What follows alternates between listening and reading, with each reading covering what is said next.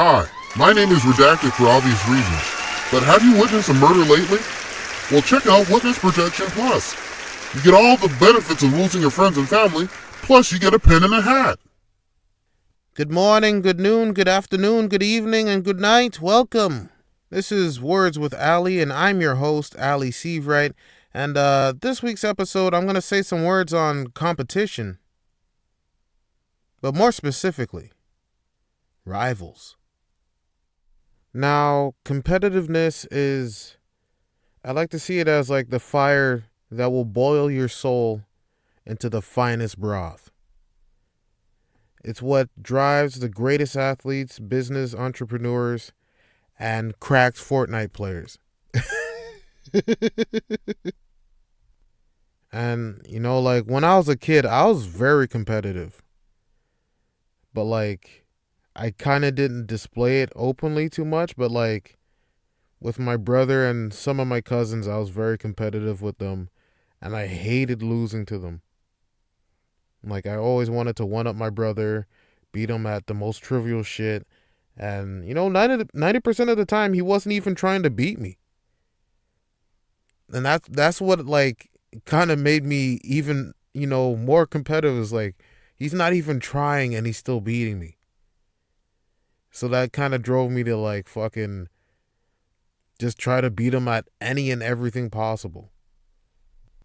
And the thing is, like, my brother's like one of those people where, like, he's good at everything he does. Just random shit. He just try it and he's good. Like, literally, there's a phase in his life where he was just doing origami and he's just making, like, random, like, intricate folds and, like, swans. He made, like, a fucking person, like, with art, like, arms and shit out of paper. He just decided one day, I'm just gonna go into origami and just learn this shit. And, like, I tried it. I didn't know how the fuck he did it. I was like, you're using, like, some trick paper or some shit. What is this? That's not. How did you get it to bend and look like a circle? Like, it's paper. Like, how did you rip it? Is this paper mache? Like, how the fuck? Like, he made a fucking. I remember he made like a dragon, like a serpent dragon thing, and I was just shook. I was like, how the fuck? How the fuck did you do this? This is amazing. And yeah, he was big into sports. He played basketball. I played basketball, trying to beat him. Didn't work. He got into music and, playing in bands, and he started with piano. And I tried learning piano. Didn't work for me. I don't know what it is. My left and right hand do not coordinate on the keys that well. So I decided to try to learn guitar.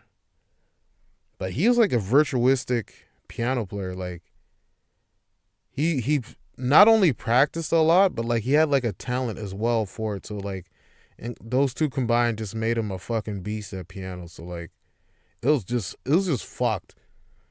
The shit, like, man, the shit he was doing on piano, I'd never seen people do.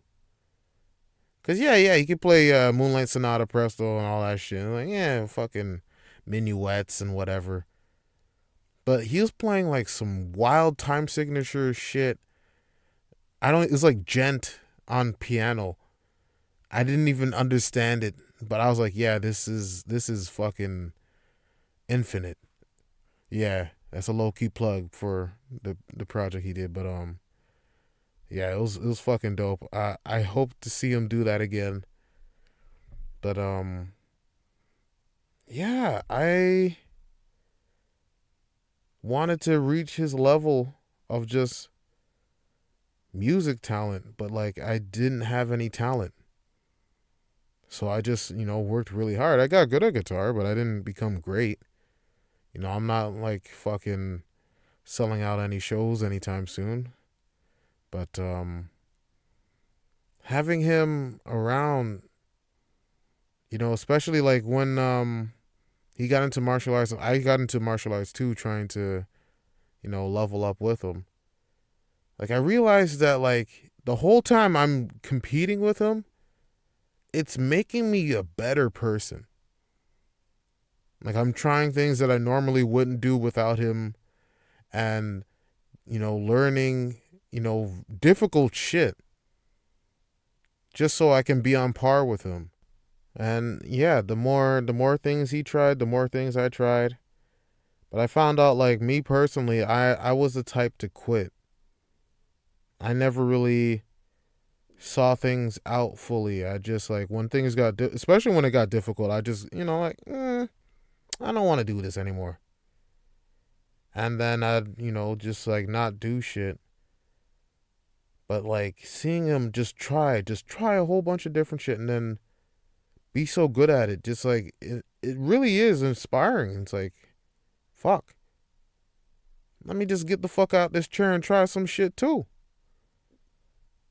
Let me just fucking develop a new fucking element and then create my own Iron Man suit. Cause like basically that's the next step. But like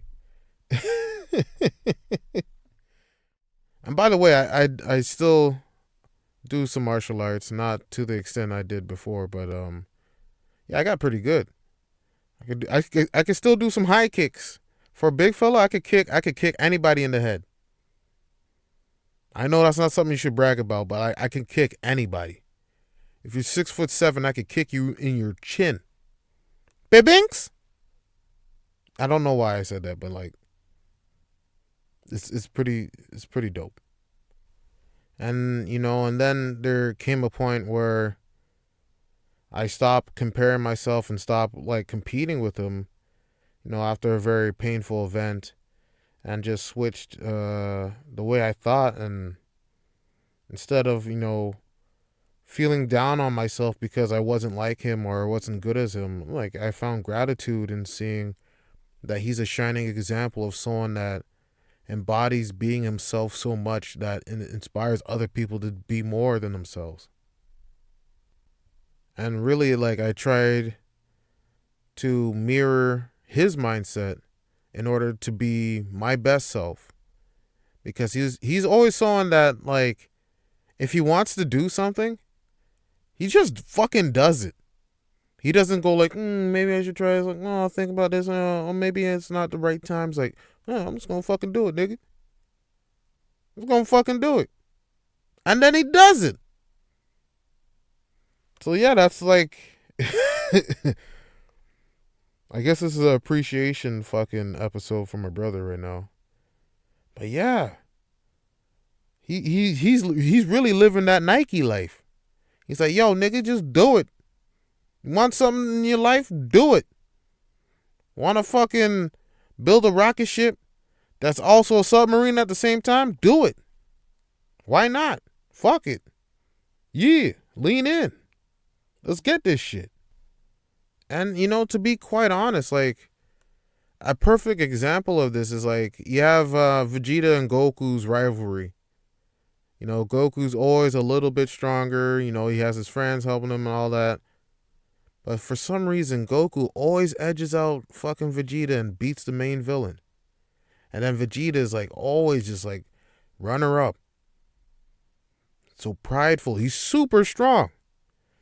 Honestly, I feel like Vegeta's stronger than Goku, but like he's not living up to his best self because like he's looking at life like, I just got to be a little bit better than this guy. Rather than looking at it like the way Goku looks at shit, it's like, yo, I'm just trying to be my best self. I'm trying to be the strongest me.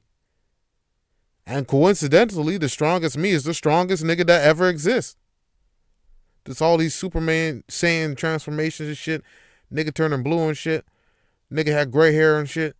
I don't even know. I was reading some of the manga and like, I can't even, bruh. The amount of power-ups that's gonna happen is fucking bonkers.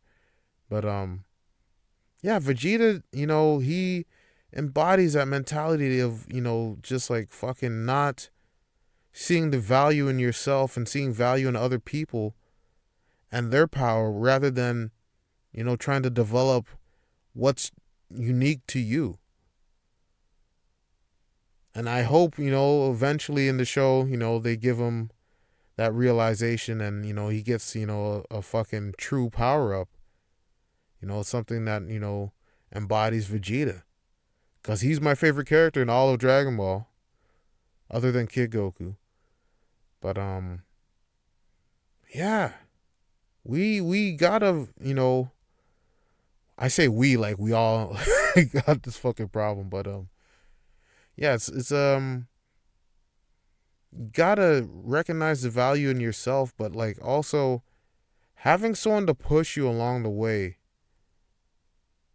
is also super beneficial. Because like you look at these athletes like going to the Olympics and shit, none of them would reach them heights out of, like if they're in like a dark room just training. All of that's from competing with their teammates and rival countries and everybody else. Because, yeah, in a vacuum, most people aren't going to push themselves past their limits without some sort of like incentive or catalyst, Like there's usually some reason outside of themselves for them to push like hard into shit. A lot of the time it's like competition, other people. Like recently I'm learning French on Duolingo, and I don't know if y'all are on there or shit, but like these people are fucking super aggressive and passive aggressive as shit. They will not let you hold number one in the leaderboards for more than 2 minutes. Like it's actually fucked. Like I spent hours doing lessons just to get enough experience points to pass this motherfucking. Yo, I got set because like each lesson like 14 to 20 experience points. And let's say like it takes maybe 2 minutes, 2 to 3 minutes to do each lesson. So you imagine how many lessons I had to do to jump up 600 experience points. And then after I did that, nowhere to lie, 5 minutes later, oh, you just lost your number one spot. You're now number two. Then 5 minutes after that, oh, you just lost your number two spot. You're now number three. Oh, you just lost your number. It's like, how the fuck? Who out here learning less? Who's learning languages out of spite just to beat me? It's like, let me hold my spot. Let me just relax for a little bit. Like, why y'all just gotta jump on me? Like, I bet if I check now, they're creeping close. Cause like I went in. I was doing lessons all day today, all day yesterday. So I put a big fucking margin of experience points in between me and second place. They got to do like at least 1,200 XP to catch up. And you know what? After this, I'm gonna do some more French lessons because I ain't losing. I'm getting that number one. I'm getting that achievement. Yeah, I'm gonna be number one in that leaderboard. Yeah, you hear me? Yeah. Yeah. Yeah. Not getting better at French.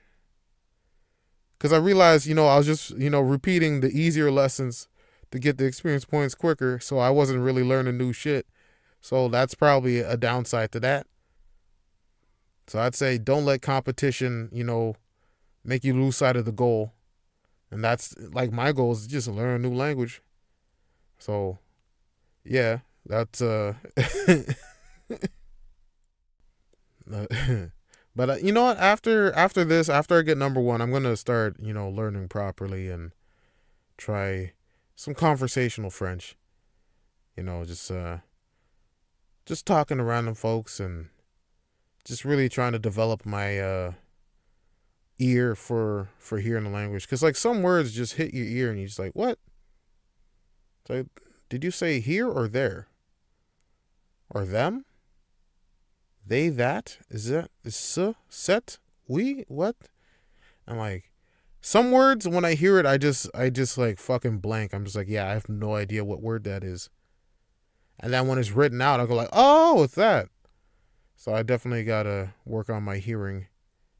But yeah, they really push me to fucking, really try to learn. Cause like, I ain't no bitch. Gate ain't no bitch. I ain't losing. So yeah, I'm gonna learn that French out of spite now. It's all out of spite. That's what competitiveness is. It's spite. You want to fucking beat somebody and make them feel bad about themselves when you beat them. That's why I love Halo. Fucking video games. I teabag people. I sent some terrible messages to people in that game. Some terrible. Just like, because I don't cuss because you get banned. So I say some very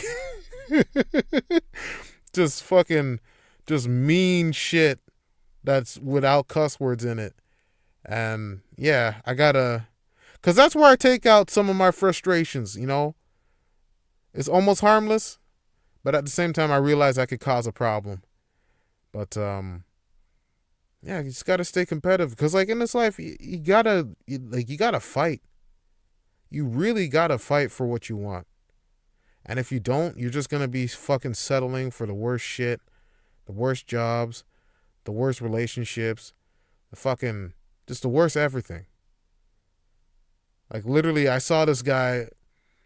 I was at a restaurant. This guy sat down. And, like, I could see on his face, he didn't get exactly what he ordered. But he didn't bother saying shit. He just like, I guess I gotta eat this now. And he just fucking took it. And I was just looking at him, I was like, man, like you're paying money for something you don't want. Fight. You tell that waiter, say, hey, this ain't what I ordered. And they go like, oh, because like it's not a big thing, but like for some people, honestly, I'll do the same thing. Like I hate complaining at restaurants because like I have a feeling like, yo, this nigga gonna spit my shit. Cause yeah, like like I don't want to fuck with people that handle shit that's gonna go in my body.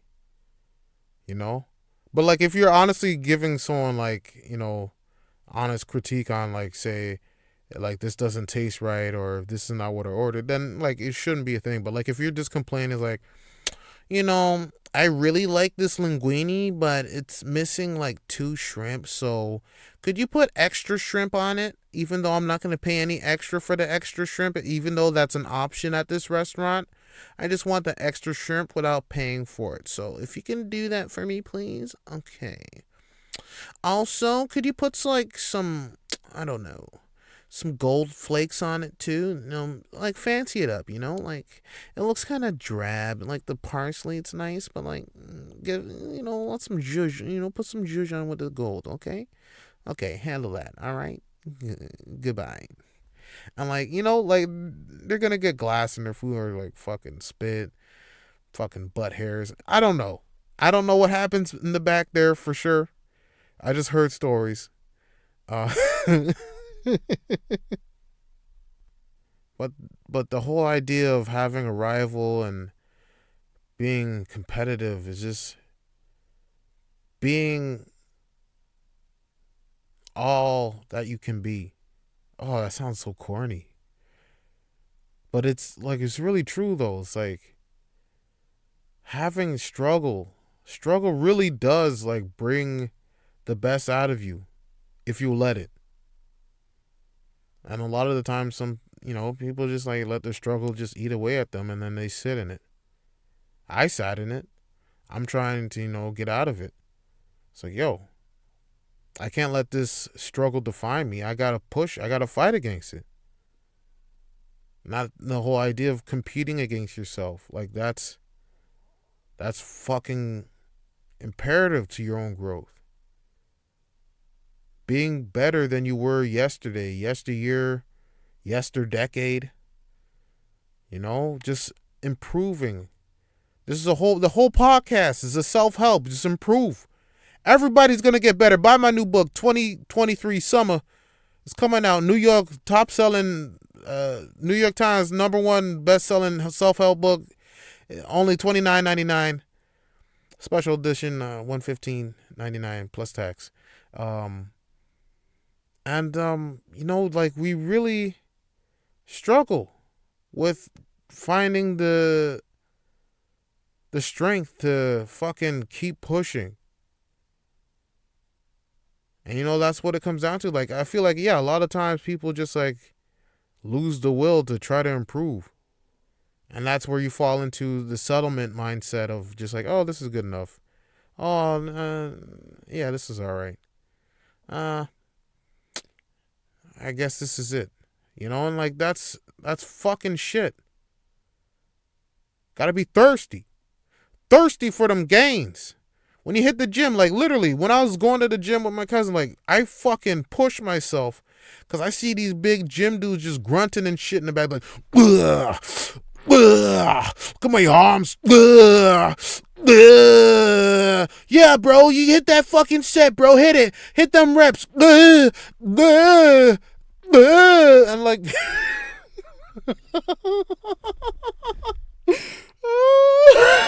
like they actually did make noises like that sometimes, but like that shit gets you pumped up, and then you end up doing like 2 times the amount of like reps you do before, and you feel that shit, and you're like, yo, I feel fucking good. It's like, yo, I could go even farther than I thought, because that's all it really does. Competitiveness opens up your mind to the limits that you have and going past it.